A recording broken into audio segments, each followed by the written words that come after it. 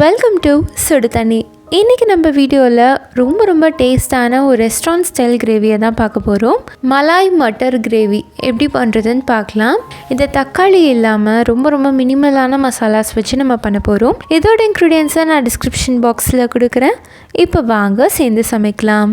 First இதுக்கு ஒரு மிக்சியில் 2 மீடியம் சைஸ் வெங்காயம் சேர்த்துக்கோங்க. இதோட 2 இன்ச் அளவு இஞ்சி, 4 பல் பூண்டு, 2 பச்சை மிளகாய், 10 முந்திரி பருப்பு சேர்த்துக்கோங்க. சேர்த்துட்டு இதை நல்லா அரைச்சிக்கலாம். கொஞ்சமாக தண்ணி சேர்த்து நல்லா மையாக அரைச்சி எடுத்துக்கோங்க. இது ரெடியாக இருக்குது, இது இருக்கட்டும். அடுத்து ஒரு பேனில் 1 டேபிள் ஸ்பூன் வெண்ணெய் சேர்த்துக்கலாம். இதில் ஒரு பட்டை, 1 ஏலக்காய், 2 கிராம்பு சேர்த்துட்டு கூடவே 1 டீஸ்பூன் சீரகம் சேர்த்துக்கோங்க. இது நல்லா பொரிஞ்சதுக்கப்புறமா நம்ம அரைச்சி வச்சுருக்க பேஸ்ட்டை இதில் சேர்த்துக்கலாம். மிக்ஸி அலசி இந்த தண்ணியோடு சேர்த்துக்கோங்க. சேர்த்துட்டு இதை நல்லா மிக்ஸ் பண்ணிக்கலாம்.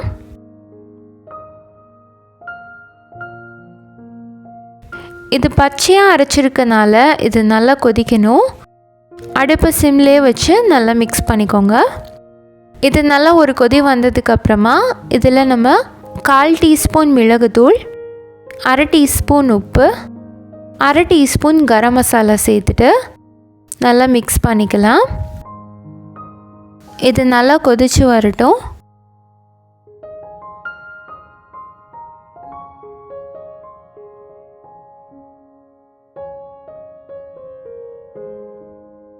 இதை நல்லா மிக்ஸ் பண்ணிக்கோங்க. நல்லா கொதிச்சு வந்ததுக்கப்புறமா இதில் வேக வச்ச பட்டாணி 1 கப் சேர்த்துக்கலாம். சேர்த்துட்டு அதையும் நல்லா மிக்ஸ் பண்ணிக்கோங்க. பட்டாணி சேர்த்ததுக்கப்புறமா இதை ஒரு 10 நிமிஷமாவது கொதிக்க விடணும். அப்போ தான் இந்த டேஸ்ட் நல்லா அப்சர்வ் ஆகும்.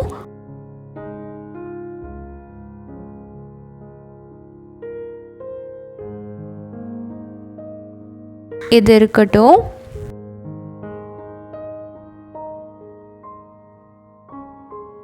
இப்போ பார்த்தீங்கன்னா எண்ணெய்லாம் நல்லா பிரிஞ்சு வந்துருச்சு.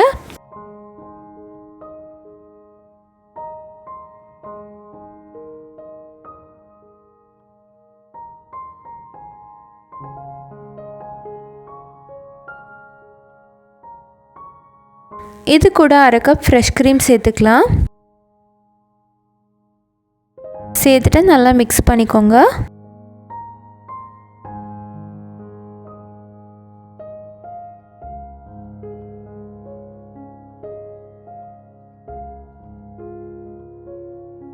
மிக்ஸ் ஆனதுக்கப்புறமா இதில் 1/2 டீஸ்பூன் சர்க்கரை சேர்த்துக்கிறேன்.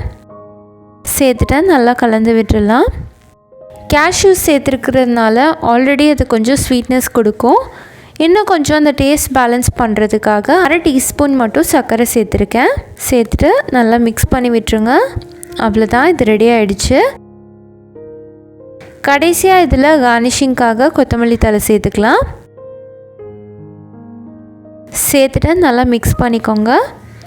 அவ்வளோதான், நம்மளோட மலாய் மட்டர் கிரேவி ரெடி ஆகிடுச்சு. ரொம்ப டேஸ்டான ஒரு ரெஸ்டாரண்ட் ஸ்டைல் கிரேவி இது. நிறைய ரெசிபீஸ் நம்ம ரெஸ்டாரண்ட் ஸ்டைலில் பார்த்துருக்கோம். அதில் என்னோட மோஸ்ட் ஃபேவரட்டான ரெசிபி இது. இது ஒரு நோ ஃபெயில் ரெசிபின்னே சொல்லலாம். ஏன்னா எல்லாருக்குமே இது ரொம்பவே பிடிக்கும். குழந்தைங்க கூட ரொம்ப விரும்பி சாப்பிடுவாங்க. கண்டிப்பாக இதே ஸ்டைலில் நீங்களும் ட்ரை பண்ணி பார்த்துட்டு எப்படி இருந்துச்சுன்னு சொல்லி கமெண்ட்டில் சொல்லுங்கள். இந்த வீடியோ உங்களுக்கு பிடிச்சிருந்தால் லைக் பண்ணுங்கள். சுடுதண்ணி சேனலை சப்ஸ்கிரைப் பண்ணுங்கள். தேங்க்யூ.